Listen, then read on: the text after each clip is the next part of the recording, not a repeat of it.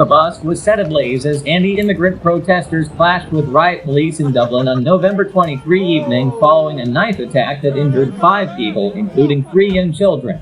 Police in riot gear pushed back protesters near the scene of the stabbing.